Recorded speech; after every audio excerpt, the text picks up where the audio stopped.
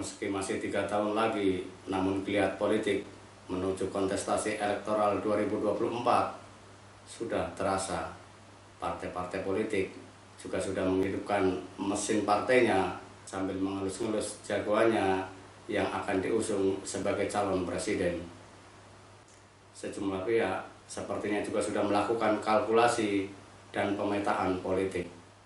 Beberapa pengamat dan lembaga survei sepertinya juga tidak mau ketinggalan, turut menyemarakan dengan tendensi dan kepentingan masing-masing.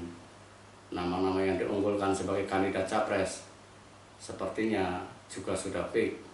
Sebut saja Ketua Umum Partai Gerindra yang juga Menteri Pertahanan Prabowo Subianto, Ketua Umum Partai Golkar yang juga Menko Perekonomian Airlangga Hartarto, Ketua DPP PDIP yang juga Ketua DPR Puan Maharani, Gubernur DKI Jakarta Anies Baswedan, Gubernur Jawa Tengah Ganjar Pranowo, dan Gubernur Jawa Barat Ridwan Kamil. Jika mau dipaksakan, ada juga Ketua Umum Partai Demokrat Agus Harimurti Yudhoyono dan Ketua Umum PKB Muhaimin Iskandar. Namun nyatanya konstelasi politik masih sangat cair. Ini terbukti ketika Wali Kota Solo Gibran Rakabuming Raka melontarkan pujian kepada Anies Baswedan yang disebutnya sebagai role model atau percontohan bagi dirinya dalam penanganan COVID-19. Prestasi Anies dan jajaran Forkomindo di Jakarta dalam mengejar target capaian penurunan kasus COVID-19 dan vaksinasi memang luar biasa. Jakarta mampu memenuhi target vaksinasi yang dibebankan Presiden Joko Widodo dalam tempo singkat dan bahkan tembus di atas 100%. Padahal seperti halnya di daerah lain dan bahkan di seluruh dunia, banyak kelompok masyarakat yang enggan divaksin karena berbagai alasan, semisal terpengaruh hoax, anjuran pihak lain yang mempunyai pengaruh, hingga keyakinan. Pujian Gibran yang segera dibalas pujian serupa oleh Anies ternyata mampu membuat goyah tatanan politik yang dianggap sudah fix.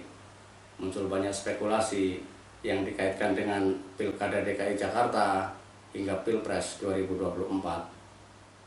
Contohnya, ada yang mengartikan sebagai sinyal Gibran akan melanjutkan karir politiknya di Jakarta sehingga dalam tanda petik membutuhkan dukungan Anies agar dapat meraih simpati warga Jakarta.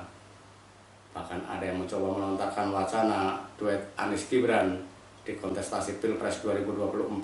Wacana ini menarik karena akan dalam tanda petik menyelesaikan banyak hal, terutama yang berkaitan dengan pembelahan politik antara kubu nasionalis dan agama, sekaligus menyatukan pendukung Jokowi dan Prabowo yang sempat terlibat friksi cukup tajam jelang Pilpres 2019. Masuknya Prabowo ke kabinet Jokowi ternyata tidak mampu mengikis dalam tanda petik permusuhan antar pendukung kedua kubu. Saya melihatnya sebagai dinamika politik yang elegan dan cerdas. Gibran sepertinya tengah menyampaikan pesan tersembunyi. Pujian terhadap Anies yang disampaikan Gibran secara terbuka jelas tamparan hebat di tengah masifnya upaya dan nyinyiran pihak-pihak yang selalu mendiskreditkan kinerja Anies. Bisa juga dimaknai sebagai cara Gibran untuk menyampaikan pesan dirinya tidak berada dalam gerbong yang sama dengan kelompok-kelompok yang mengambil keuntungan politik dari caci maki dan hujatan terhadap Anies. Apapun motivasinya, pesan apapun yang hendak disampaikan, saya sangat mengapresiasi keberanian Gibran memaparkan fakta yang sebenarnya tentang kinerja Anies dalam penanganan COVID-19 yang selama ini oleh lawan-lawan politiknya ditutupi bahkan diputar balik melalui buzzer dan politik karangan bunga. Publik Jakarta tentu masih ingat siapa yang biasa memperalat karangan bunga untuk menghujat Anies sejak kemenangannya di kontestasi Pilgub DKI Jakarta 2017. Kelompok yang itu juga cukong-cukong yang sakit hati karena kekalahan jagoannya. Cukong-cukong yang sempat bermimpi menjadikan Jakarta sebagai Singapura dalam hal politik. Sekali lagi, saya mengapresiasi langkah politik Gibran memuji Anies karena dapat dijadikan role model hubungan yang harmonis antar elit politik, antar pemimpin daerah.